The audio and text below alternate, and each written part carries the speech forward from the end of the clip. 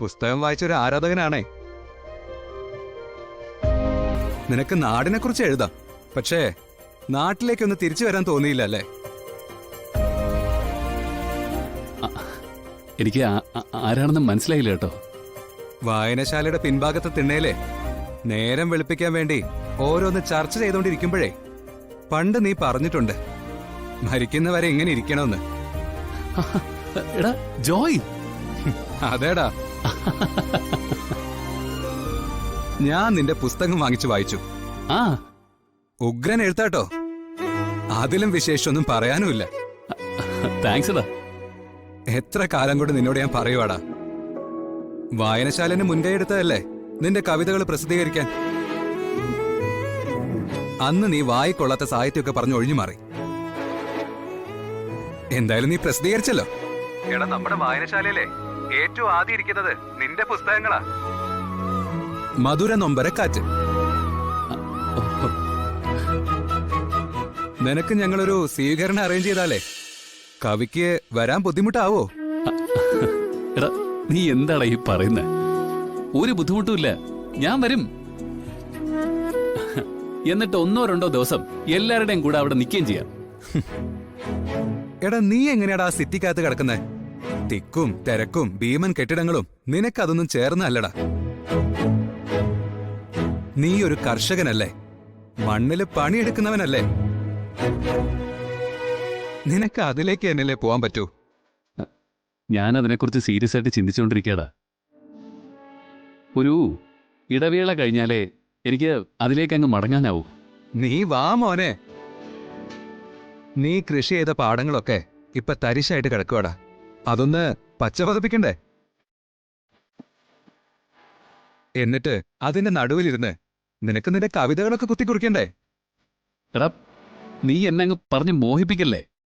ഞാൻ ചിലപ്പോൾ പെട്ടെന്ന് അങ്ങനെ തീരുമാനം അങ്ങ് മാറ്റിക്കളയും. ഞങ്ങൾക്കും അത് തന്നെയാണ് വേണ്ടത്. ജീവിതത്തില് ആവശ്യമില്ലാത്ത കുറച്ച് പേജുകളൊക്കെ അങ്ങ് കീറിക്കളഞ്ഞെന്ന് വിചാരിച്ചാ മതി. അതെ, നീ ഒരു പുതിയ പുസ്തകം വായിച്ചിട്ട് വാ. അതിലെ നമുക്കങ്ങ് എഴുതി തുടങ്ങാം.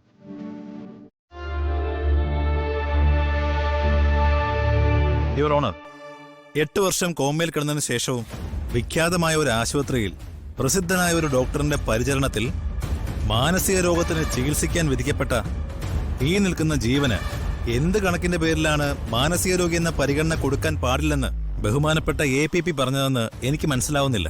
That's all your honour. Your honour, proceed. നമ്മുടെ സമൂഹത്തിൽ പല രീതിയിൽ ആളുകളുടെ മുന്നിൽ അഭിനയിക്കുന്നവരുണ്ട്. ജീവൻ 6 വർഷം കോമയിൽ കിടന്നതോ മാനസിക വിഭ്രാന്തിക്ക് ചികിത്സിക്കപ്പെട്ടിരുന്നതോ ഒന്നും കുറ്റത്തിന്റെ ഗൗരവം കുറയ്ക്കുന്നില്ല.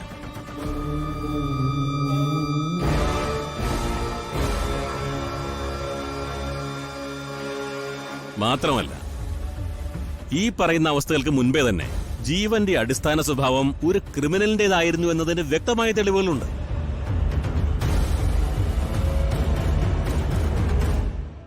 Objection your honour. Yes, proceed. ജീവന്റെ സ്വഭാവത്തിൽ ക്രിമിനലിസം ഉണ്ടായിരുന്നു എന്നതിന് വ്യക്തമായ തെളിവുണ്ടെന്ന് ബഹുമാനപ്പെട്ട APP പറയുന്നു.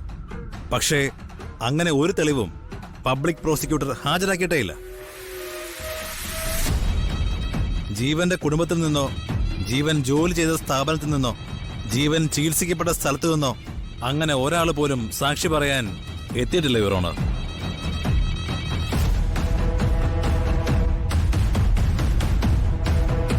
പിന്നെ എന്തടിസ്ഥാനത്തിലാണ് വിധി പ്രഖ്യാപനത്തിന് മുമ്പുള്ള ഈ തീരുമാനമെന്ന് എനിക്ക് മനസ്സിലാവുന്നില്ല.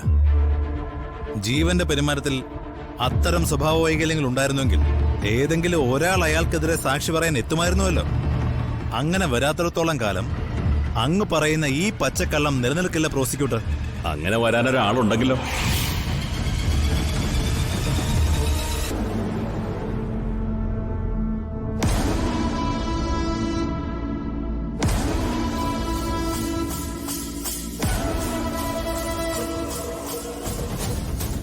ജീവന്റെ പെരുമാറ്റം ലോകത്തെ മൊത്തം അറിയിക്കാൻ കഴിയുന്ന ഒരാൾ.